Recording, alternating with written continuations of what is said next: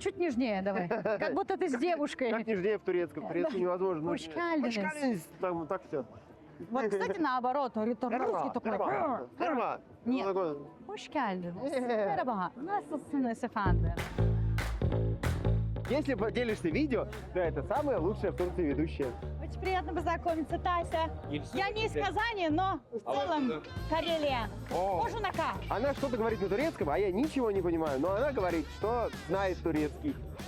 И все верят. Все верят. Это самое главное. Avrupa'nın bir köşesinde Osmanlı İmparatorluğu'nun ihtişamının eşsiz simgesi olan Çiran Sarayı'na hoş geldiniz. Teşekkür ederim. Teşekkür ederim. Да, Teşekkür ederim. конечно.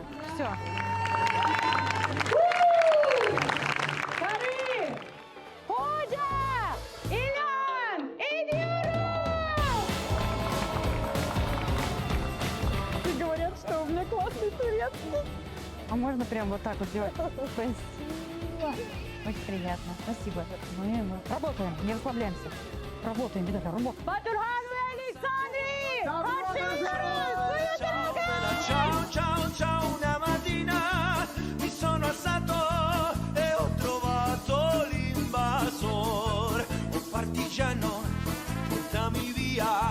Oh vela ciao vela ciao vela ciao ciao ciao. Eller oynasın, eller diller kaynasın diller. Eller ne derse desin. Aynı şekilde bu Türk danstan sonra Rusça dansları.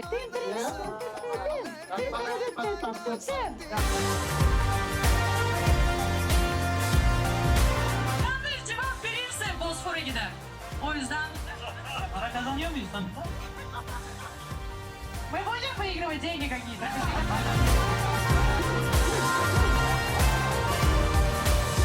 Bismillahirrahmanirrahim. Что это?